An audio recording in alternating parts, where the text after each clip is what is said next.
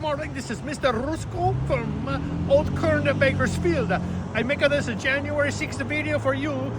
Trump complained about the cartel coming in United States and ruining this country, but he let his 1,500 out, pardoned him, and they're doing a lot of bad things. This cartel of Trump is coming down to this country, and you better be careful, because look downstairs at this guy is tracking these guys, what they already do. One lady killed family already in car driving drunk. Terrible, terrible. And one guy is killed already with a policia confrontation. So you need to watch this video downstairs. And Trump, you don't let the cartel out. It's very bad. And these guys is most likely going to come after you, Trump. You did a very bad thing. Bye-bye. They were peaceful people. These were great people. The crowd was pardoned hundreds of people who assaulted first responders. Why did you do that? Who? You were going to meet with first responders today, but you pardoned people who assaulted first responders. Pardoned people. These people have already served years in prison, and they've served them viciously. It's a disgusting prison. It's been horrible. It's inhumane. It's been a terrible, terrible thing. Sixth Capitol attack. I said I was going to release him, and probably very quickly. And they voted for me, and I won in a landslide. Mr. Trump insisting on Fox News Wednesday night that reviewing each case individually wasn't feasible. It would be very, very cumbersome to go and look. You know how many people we're talking about? 1,500 people. Almost all of them should not have been, this should not have happened. The president repeating his frequent false claim that his election loss in 2020 was because the election was stolen. They were protesting the vote because they knew the election was rigged, and they were protesting the vote. The president also downplaying the acts of violence against police that day. Some of those people with the police, true, but they were very minor incidents, okay? I was beaten, crushed, kicked, punched, surrounded. Police officer Daniel Hodges, one of many who tried to keep rioters from entering the Capitol. Someone reached underneath my visor, tried to gouge out my eye. And all these people were just pardoned by Donald Trump. More than 140 officers were injured during the attack, some beaten, shocked with tasers, and sprayed with chemical irritants. The pardons troubling even for some in the president's party. You just blanket pardon all of them without consequence? I think that sends a horrible message to us. 6. You've called yourself the candidate of law and order. When Time magazine asked you if you would consider pardoning all the rioters, you said, yes, absolutely. Sure. You called them patriots. 140 police officers were assaulted that day. Their injuries included broken bones, at least one officer lost an eye, one had 2 cracked ribs, 2 smashed spinal discs, another had a stroke. Were the people who assaulted those 140 officers, including those I just mentioned, patriots who deserve pardons? Well, let me bring it back to modern day. Like about 5 days ago, we had an attack on the Capitol. Officers were viciously assaulted that day.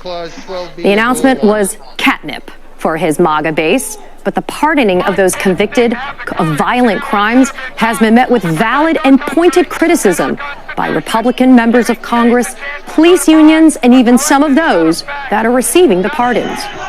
That last group includes my next guest, who, despite being charged with entering the Capitol with those rioters, now rejects the pardon that's been issued to her by Trump. Joining me now is Pam Hemphill, who pleaded guilty to the crime of entering the United States Capitol on January 6, 2021. Pam, I welcome you to the Katie Fang Show, and I appreciate you taking the time to talk about your experience. I want to remind our viewers, you didn't skate on this. You served 2 months. You served 60 days in jail. You were also sentenced to 3 years of probation and a fine. Now, Trump has offered and has issued a full pardon for you. It would legally clean the slate for you. Why are you saying no? Oh, no. It would be a slap in the face to the Capitol Police officers, the rule of law, to our nation. I pleaded guilty because I was guilty. It would help their narrative that it was a peaceful protest that day. No, it was not a peaceful protest. It was an insurrection.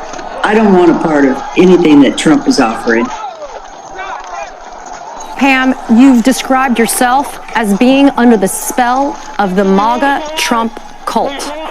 For you, what did it take to break that spell?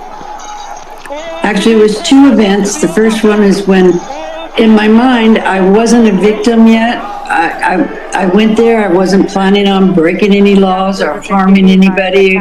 That's not me. So I kept that victim feelings going on. And when my therapist looked at me and said, Miss Hemphill, you're not a victim, you're a volunteer. And I got mad at him. I went home that night and I thought about it. He's right. You know, I've been sober now 45 years, working a 12-step program. And one of the steps is when you're wrong, promptly admit it. Well, I wasn't properly admitting it.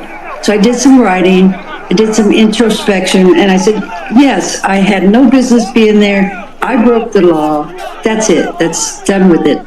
The second incident is when Ryan Samsel had put out an article that on the Gateway Pundit that he had lost his whole eye. I researched it, got some information, found out that wasn't true.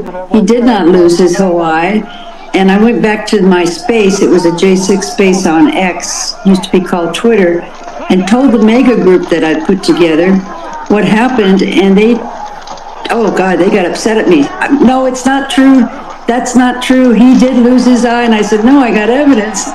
But so they ended up putting out a smear campaign against me, and then I started the J6 gaslighting space, and the sedition hunters, researchers, and Democrats came in and started sharing me facts. And I said, this is it. They're lying about everything. And I'm going to push back on their narrative. Former Capitol Police Officer Winston Pejan joins me now. He was on the west front of the Capitol as rioters tried to violently breach the building on January 6, 2021. Yes, thank you, Lindsay. You know, I served with the Capitol Police over 5 years, and on January 6th, with my riot team, I was struck in the face, punched in the face, knocked on my back, my baton ripped, stolen from me. I was pepper sprayed, nearly stabbed with a flagpole.